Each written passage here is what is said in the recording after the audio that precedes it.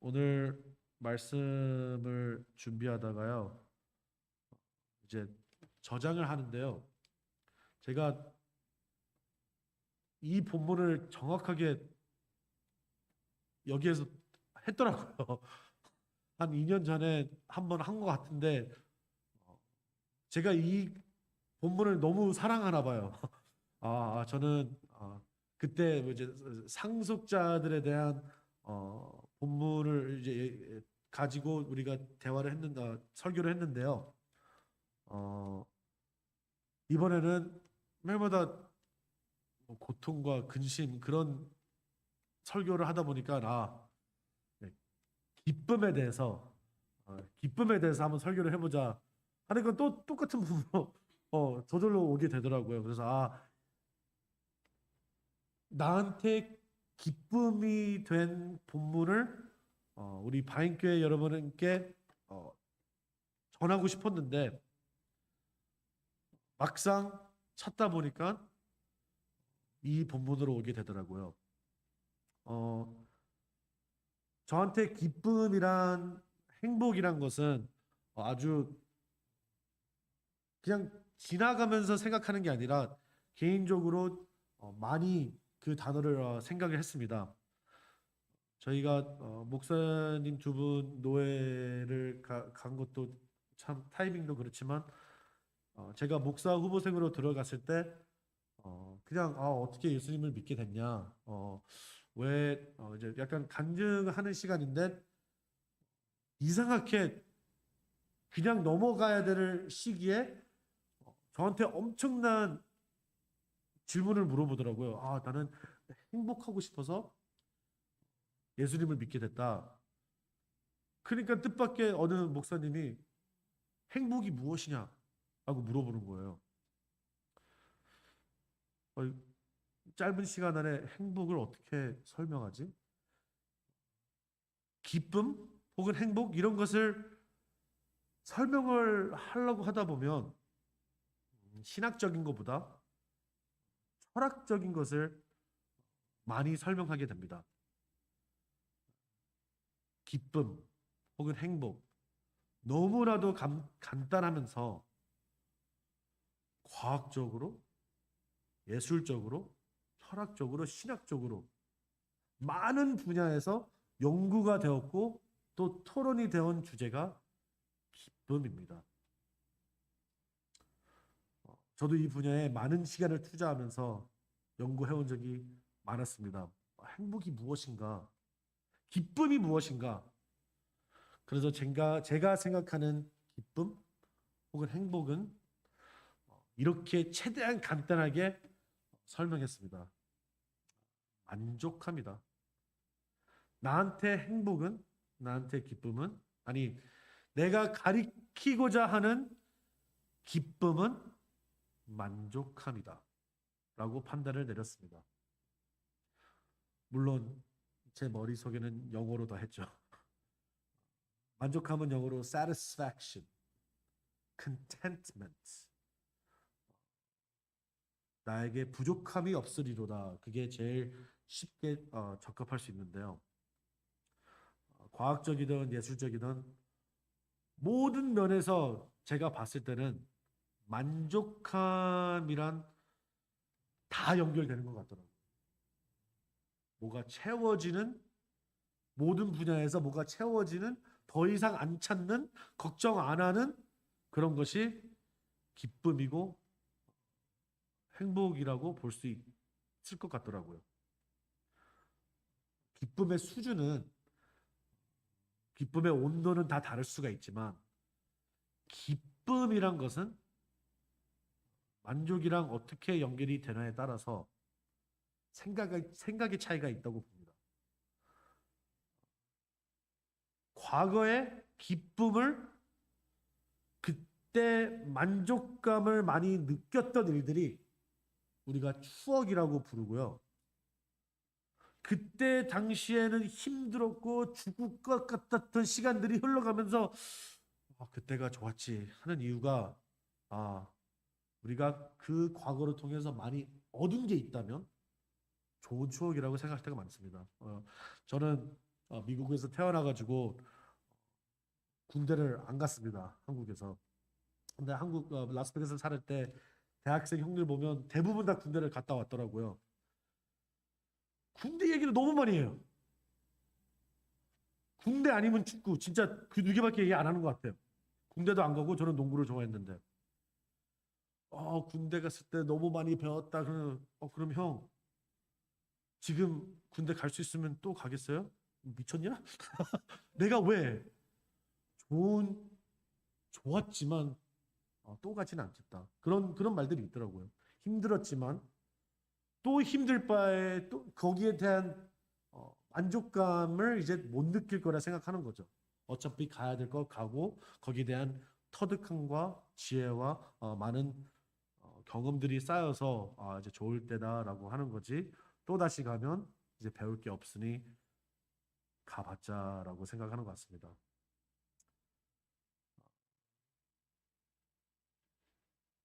저희 개인적으로 아버지가 신학교 다니던 시절에 2층 아파트 기숙사에 살았습니다. 저는 그 시절이 너무나도 기억에 명확하게 기억이 납니다. 우리 어머니가 찬송가를 매일 한 장씩 받아 적어야 되는데요. 저희한테 무조건 뭐 숙제는 신경 안 썼어요. 근데 무조건 찬송가를 하루에 한 장씩 한국말로 받아 써야 되는데요. 초등학교 2학년 때 영어도 쓰기 힘든데 한국말을 쓰게 만드는 거예요. 저희 형은 6학년이라서 그때 당시에는 뭐 빨리 받아 쓰고 빨리 농구하러 나가고 저는 책상에 앉아서 열심히 받아 쓰면서 형 농구하는 거 보고 너무 싫었어요. 너무 귀찮고 그 힘들었던 시절들이 있었기에 비록 아직 많이 부족하지만 지금 한국어로도 설교할 수 있다는 게 저는 너무나도 감사하게 생각하고 그 과거가 많이 개인적으로 만족하게 느껴집니다.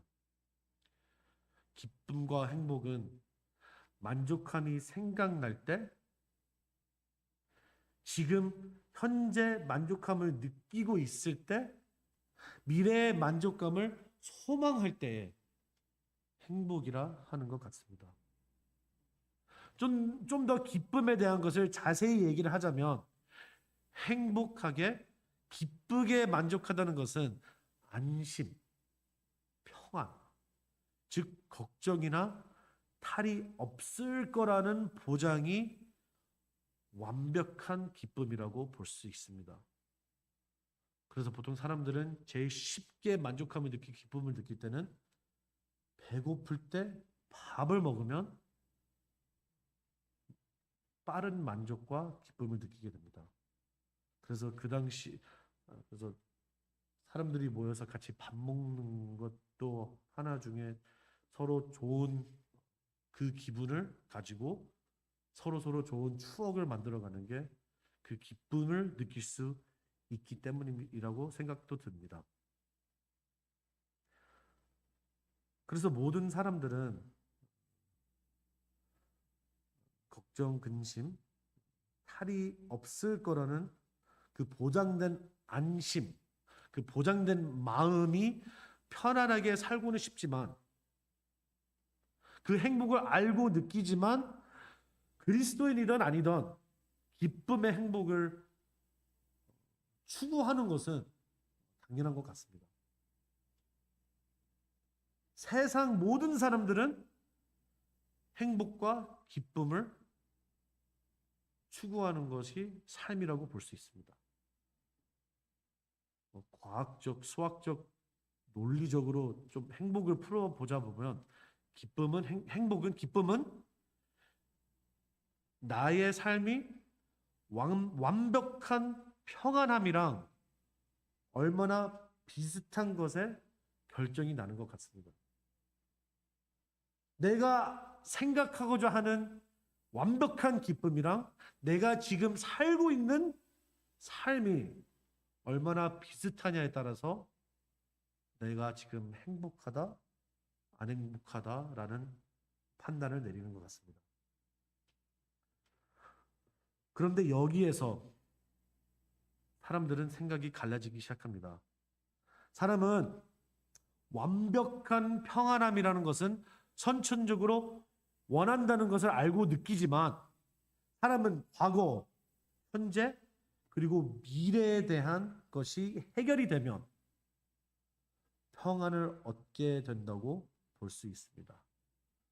즉 그리스도인은 아니든 기쁨의 기반, 바탕, 기쁨의 반석은 이 세 가지에 달려 있는 것 같습니다.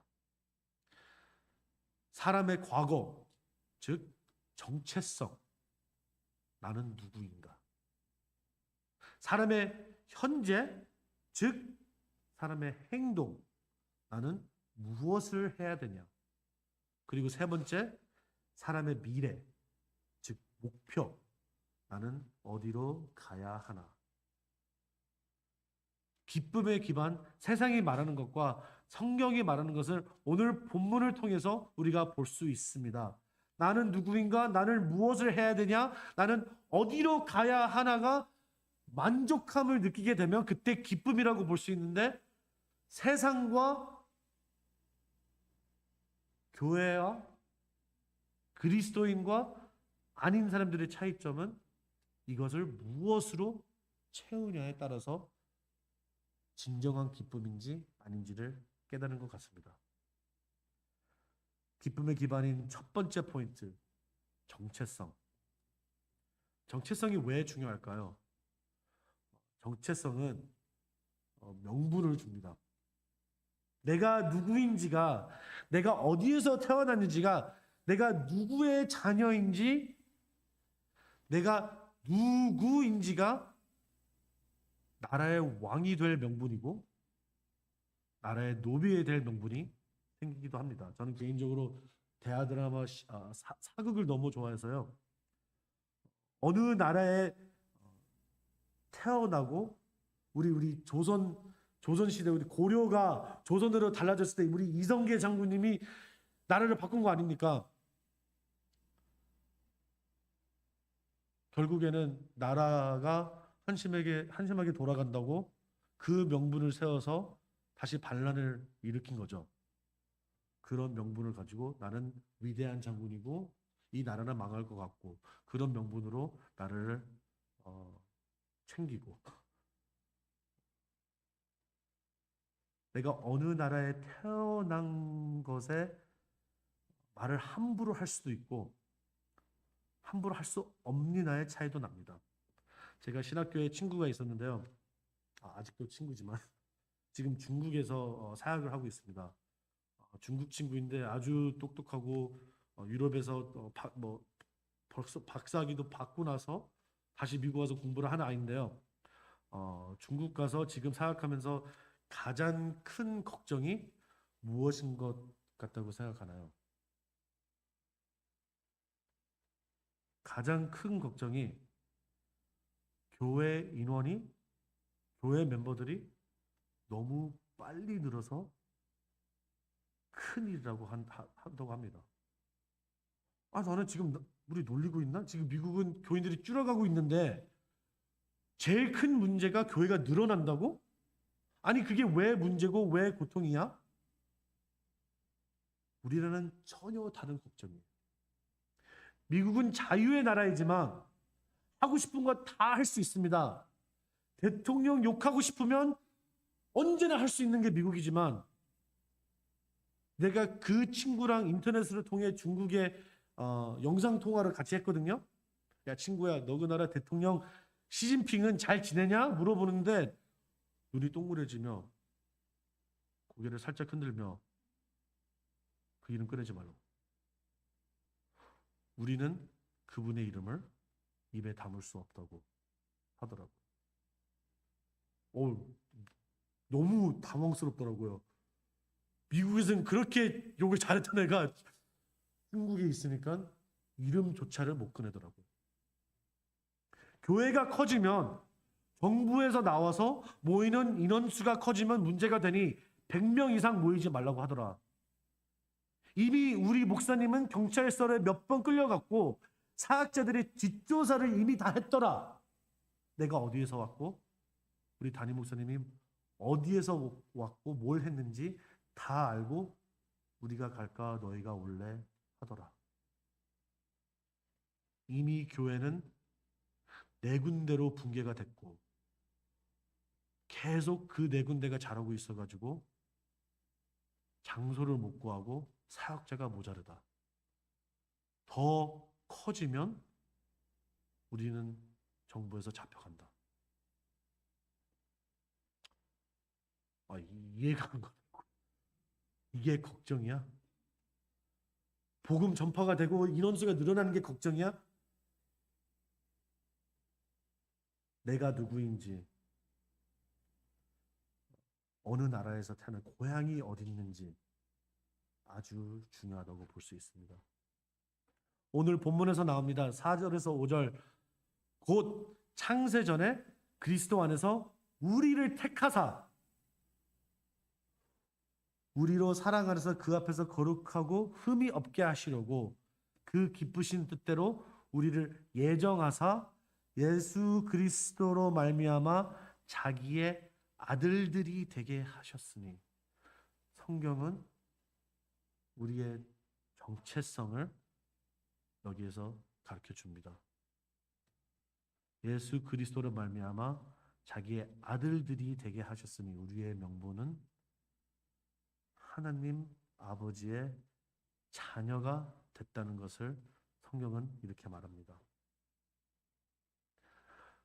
우리의 정체성은 하나님이 직접 택하시고 우리를 예정하사 하나님의 자녀가 우리의 정체성, 우리의 아이덴티티, 우리의 신분증, 나의 족보는 하나님의 자녀로서 연결이 되고 나의 나라는 하나님의 나라이며 하나님의 자녀로서 우리가 받는 혜택은 하나님의 집, 즉 천국, 영원한 안전과 평안을 누릴 수 있는 나의 집, 하나님의 권능, 우리가 하나님의 힘을 가지는 것은 아니지만 하나님의 이름 하나만으로 우리는 지배 당하는 자가 아니라 세상을 지배하는 자로 정해져 있다는 것.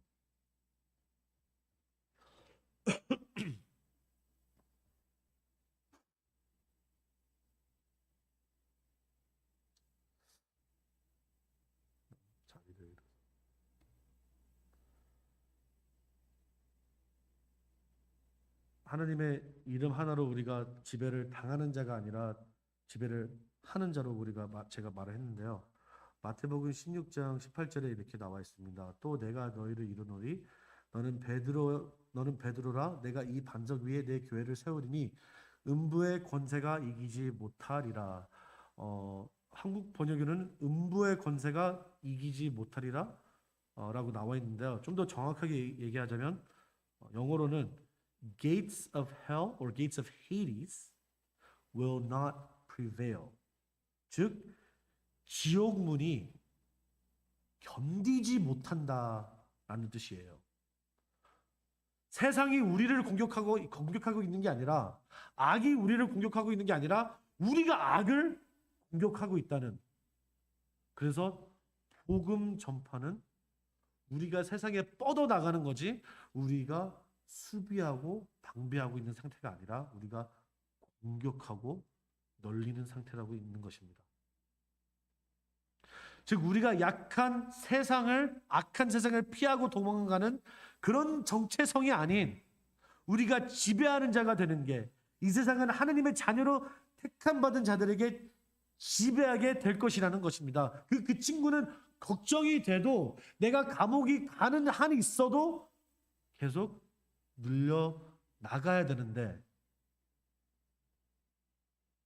걱정은 되는데 그래도 우리는 공격을 해 나가야 된다는 결심을 가지고 중국에서 사역하고 있습니다. 여기서 미국이나 서양 나라나 지금 한국에게도 좀 많이 있는 일인데요. 성별의 정체성 가지고 문제가 많이 생기고 있습니다. 동성애와 요즘 별 희한한 것들이 많은데요. 이게 세상이 이상한 것뿐만 아니라 사람이 하나님한테 최고의 반란을 일으킬 수 있는 이 일이 하나님이 자연적으로 육체적으로 주신 것에 대한 최악의 반란이라고 볼 수 있습니다. 누가 뭐라고 해도 내가 관련된 사람은 다 없애도, 내 나라를 없애도, 내 모든 것을 팔 다리를 다 가지고 가도 내 생각만큼은 당신들이 하나님이 내 생각만큼은 뺏어갈 수는 없다.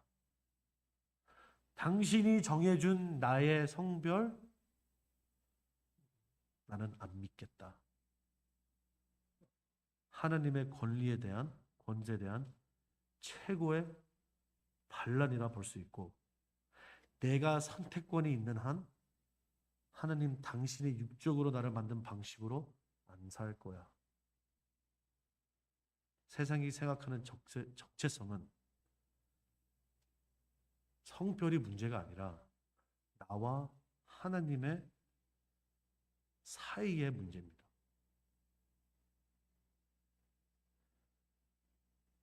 내가 나의 정체성을 정하면 나는 내가 하고 싶은 모든 것, 선이든 악이든 명분이 생긴다는 것입니다. 나의 기쁨은 하나님이 주신 자녀의 명분이 아닌 하나님의 자녀로 살면 내가 하고 싶은 거 다 못하니, 하나님이 나의 왕이면 나의 부모가 아닌 하나님이 나의 하나님이 아닌 내가 정체성을 정한다는 것은 내가 하나님이 되겠다는 발언입니다.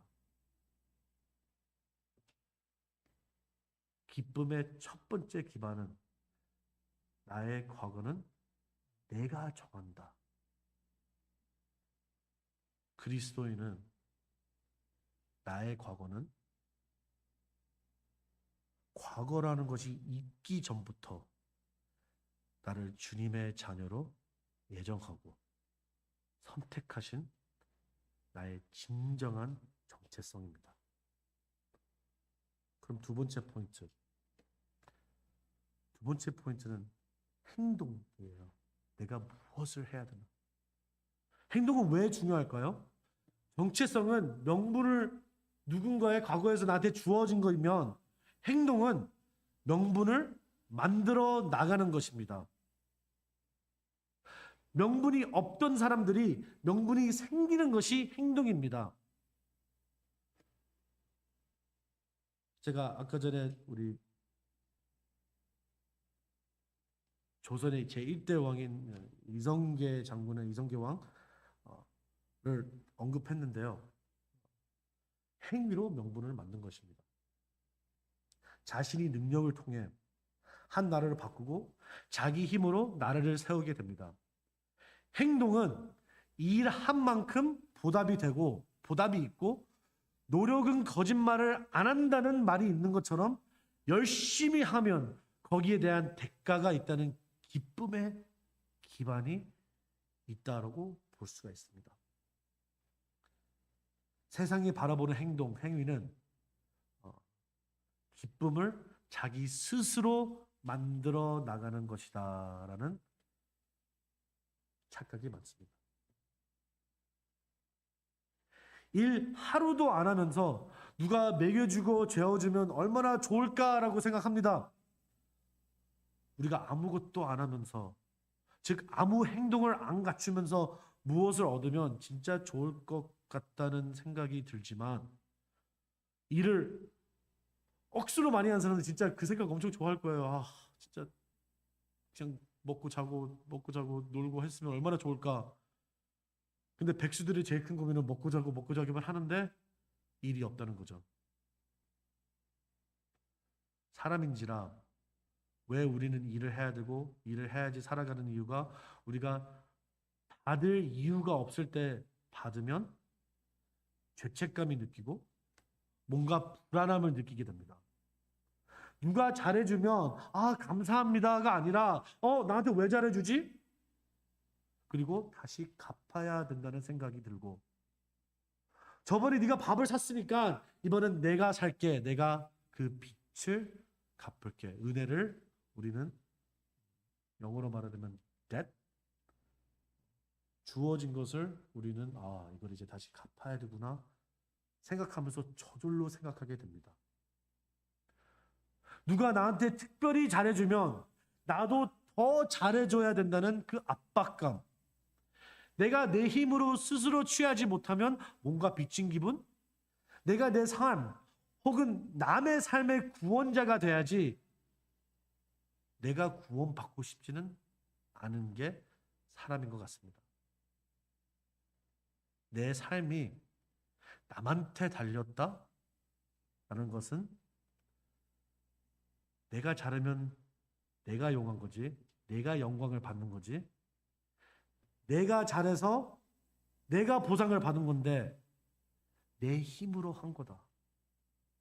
행복, 만족, 그딴 거 내 힘으로 만들겠어.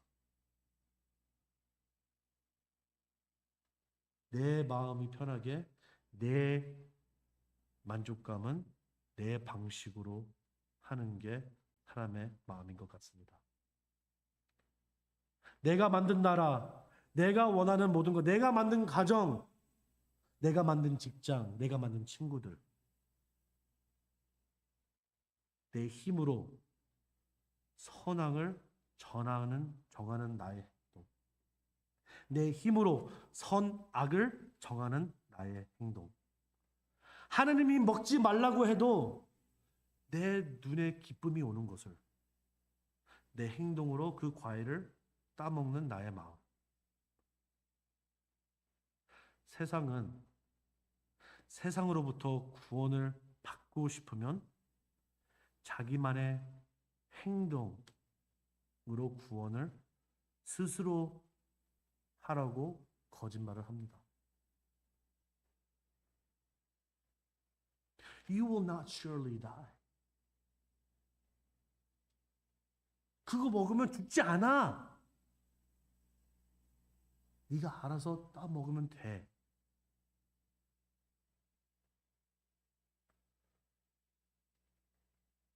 성경은 이렇게 말합니다. 우리는 그리스도 안에 그의 은혜의 풍성함을 따라 그의 피로 말미암아 속량 곧 죄 사함을 받았느니라. 7절에 보면 예수 그리스도의 행동이 우리의 행동으로 죄 사함을 받았다고 나와 있습니다. 구원은 말 그대로 구원입니다. 내가 내 자신을 구원할 수가 없습니다. 내 자신을 구원할 수 있으면 구원이 필요 없었던 것입니다. 죄인은 자기 죄를 사할 수가 없습니다. 피고인은 재판장이 될 수가 없는 것처럼 우리가 아무리 발버둥 쳐도 구원은 구원자가 하는 일입니다. 기쁨의 기반의 두 번째 포인트. 나의 현재는 내가 만들어 간다. 나의 행동으로 그리스도인은 나의 현재는 나의 행동은 내가 아닌 하나님의 성령으로 말미암아 나의 행동은 내가 만들어 나가는 게 아니라 이미 하나님이 아들로 보여준 행동을 따라하는 것이 기쁨의 두 번째 기반이라고 볼 수 있습니다. Yet not I, but through Christ in me. 그런즉 이제는 내가 사는 것이 아니요 오직 내 안에 그리스도께서 사시는 것이라. 이 삶을 한 행동으로 보면 내가 이 삶을 사는 게 아니라 내 삶은 예수님이 내 삶을 통해 살아가는 것이라고 볼 수 있습니다. 마지막으로 기쁨의 기반 세 번째 포인트. 목표가 왜 중요할까요? 정체성은 명분을 주고 행동은 명분을 만들어주고 목표는 명분을 정당화해 주는 것 같습니다. 누군지 맞춰보세요. 전쟁을 졌습니다. 져가지고 분노를 합니다. 그래서 정치를 하기 시작합니다. 그래서 이런 사람 저런 사람 다 우리를 피해 줬으니까 전쟁을 일으켜서 그 사람들을 다 없애야 됩니다. 나는 독일 사람입니다. 나는 2차 전쟁을 시작했습니다. 다들 히틀러라고 아시겠죠? 내 정체성, 내 행동을, 내 명분을 정당화해 주는 것은 이 마지막 목표. 유대인들을 없애는 게 마지막 목표가 아니라 우리가 최고가 돼야 된다는 것을 목표를 삼아 모든 것들이 명분이 정당화가 된다는 것입니다. 왕이 나라를 갈아치울 때 나의 정체성이 정당한지 부당한지가 목표가 결정을 해줍니다. 요 근래 유명한 한국 영화가 나온 것 같은데요. 전두환 대통령 영화가 나왔는데요. 거기에서 명대사가 하나 나왔습니다. 성공하면 혁명, 실패하면 반역. 오, 진짜 소름이 돋더라고요. 연기를 너무 잘하는데 뭐 그렇게 말한지는 모르겠지만 성공하면 혁명, 실패하면 반역. 기쁨의 세 번째 기반은 목표는 나의 과거와 현재는 모두 정당화시키는 것입니다. 내가 뭘 해도 나의 목표가 과거와 현재라는 것은 나의 삶이라는 것이고 나의 목표가 무엇인 것과에 따라 나의 삶의 과정이 성공이냐 실패가 정해지는 것 같습니다. 즉 나의 기쁨의 순간들 추억으로 남을 건지 후회로 남을 건지가 목표로 결정이 된다는 것입니다. 그런데 결정적으로 중요한 것은 이 세상에서 내가 세상의 삶을 살면서 내가 정한 정체성, 내 행동으로 만들어진 모든 것, 내가 원하는 목표를 이루었을 때 진정 행복하고 기쁨을 달성했다고 보장할 수 있나요? 돌아가신 팀 켈러 목사님이 이런 말을 한 적이 있습니다. 사람한테 제일 잔인한 일은 그 사람의 꿈을 이루어지는 것이다. 꿈을 이뤘는데 그 꿈은 진정한 꿈이었을 뿐. 허무하고 내가 한평생 살아왔던 이유가 이런 거면 더 이상 살 이유가 없어지는. 내가 경배하고 섬기는 게 없어지면 나의 삶도 없어지는 것이 정상입니다. 아무리 먹고 마실 게 많아도 좋은 차, 좋은 직장, 좋은 사람들이 내 주변에 있을지라도 나의 도착지가 단순히 도착지면 삶의 이유가 없어지는 게 당연하고 삶의 이유가 없어지면 살 이유가 없어지는 것이 당연한 것입니다. 우리가 정한 목표는 무엇입니까? 그리스도인이면 답을 알고 있을 거예요.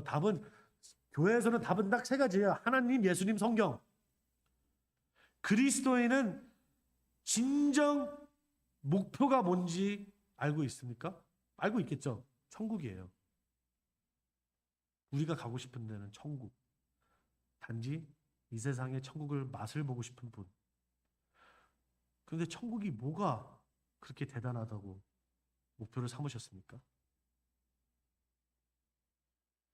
한평생 교회에서 자라오면서 천국 가면 최고로 행복하겠지? 라고 생각해왔던 저는 예수님 믿으면서 삶이 너무나 기쁘고 행복해요. 행복해요? 아니잖아요. 오히려 역사적으로나 개인의 간증들을 들어보면 예수님 믿는 나의 인생, 우리의 인생 다 때려치고 내가 원하는 삶을 살면 편할 것 같은데 항상 기뻐하라고 성경은 말을 하네요. 쉬지 말고 감사하라고 하네요. 나도 진심으로 항상 기뻐하고 싶어요. 진심으로 매일매일 감사하고 싶어요. 근데 감사할 일이 매일 안 생기네요. 어떡하면 돼요? 내가 무슨 자격으로 기쁨을 누릴 수 있을까요? 내가 정체성을 다시 들여다보니 내가 기쁨을 받을 수 있는 권리가 있나? 한번 생각을 해봤습니다. 내가 무슨 자격으로 나는 삶을 살면서 단 하루라도 완벽하게 삶을 산 적이 없는데 죄값은 죽음과 고통인데 그럼 지금 당연히 치르고 있는 게 당연한 거 아닌가요? 고통으로 사는 게 내 삶의 드라마인가요? 나의 정체성은 죄인이 아닌가요? 내가 마땅히 죄인으로 받아야 되는 것은 기쁨이 아닌 고통. 그러나 성경은 말해줍니다. 하느님이 말해줍니다. 정체성은 내 안에 있는 게 아닌, 내가 정하는 게 아닌, 비록 내가 이런 일을 했어도 내 정체성은 하나님의 자녀. 하나님의 자녀는 항상 기뻐할 수 있는 자격을 주어진다는 것이고, 우리가 무슨 행동을 해도 무슨 행위로 이 자격을 얻은 게 아니라 하나님의 아들이 십자가의 죽으심으로 이 자격을 얻게 된 것이고, 그리고 우리가 세운 목표가 아니라 하나님이 예정부터 태초부터 하나님이 세운 목표를 우리가 살아가는 중이라는 것. 이 세상 사람들, 아니 우리 모두가 우리의 힘으로, 우리의 능력으로, 우리의 정체성, 우리 족보, 우리 사람의 힘으로 기쁨의 기반을 만들어가니 기쁨과 행복이 점점 더 멀어지는 것 같고, 우리의 힘으로 찾고자 하면 평생 못 찾게 되는 기쁨이고, 모래같이 더 손 아귀에 집으려면 빠져나가는 게 기쁨인 것 같고, 하나님의 아들 예수 그리스도가 우리를 구원했다는 것이 믿어야 되는 게 아니라 이 모든 상황을 보면 믿게 되는 게 예수님이 우리를 구원했다는 것입니다. 즉 모든 기쁨의 기반은 나의 정체성, 예수님의 죽으심에 나의 하나님이라 부를 수 있는 자격이 생기는 거고, 나의 힘은 예수님의 보혈이 힘이 되는 거고, 나의 목표는 예수님이 이미 이루어진 목표가 내 목표가 되는 거고, 우리 사랑하는 바인교회 성도 여러분들, 우리의 기쁨의 기반은, 우리의 만족의 기반은, 우리의 모든 행복의 기반은 예수 그리스도의 죽음과 부활에 우리의 삶이 속하는 하나님이 보장하는 평안을 주는 그 평안이, 즉 예수 그리스도가 우리의 기쁨의 기반이 되기를 바인교회 성도가 될 수 있는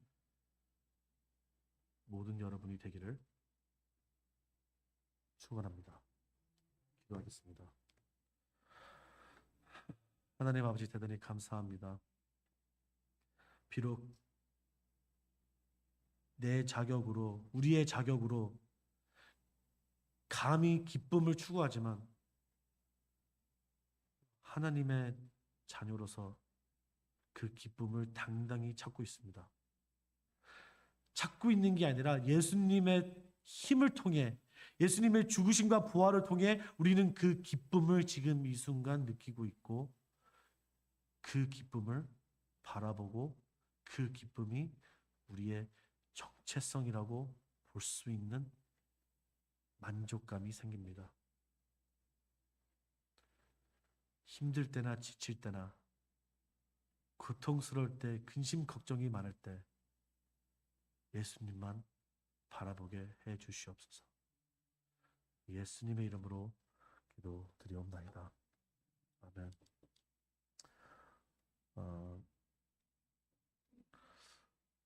우리 다 같이 일어나서 찬양과 주기도문으로 예배를 마치겠습니다.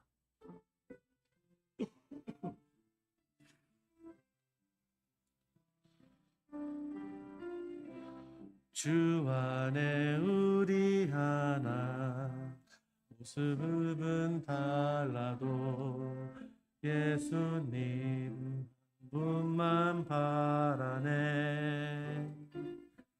사랑과 선행으로 서로를 격려해 따스함으로 보듬어가리. 주님 우리 안에 함께 하시니 형제자매네.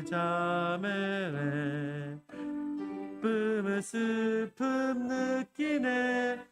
내 안에 있는 주님 모습 보네. 그 기뻐하시네.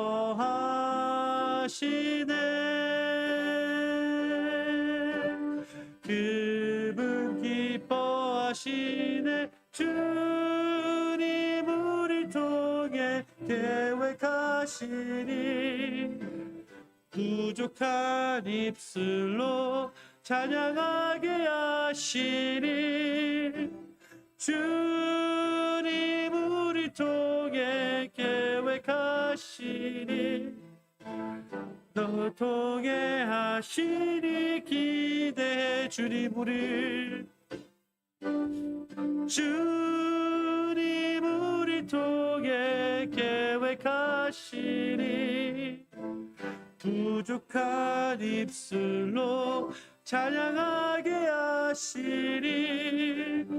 주님 우리 통해 계획하시니 너를 통해 하시니 기대해.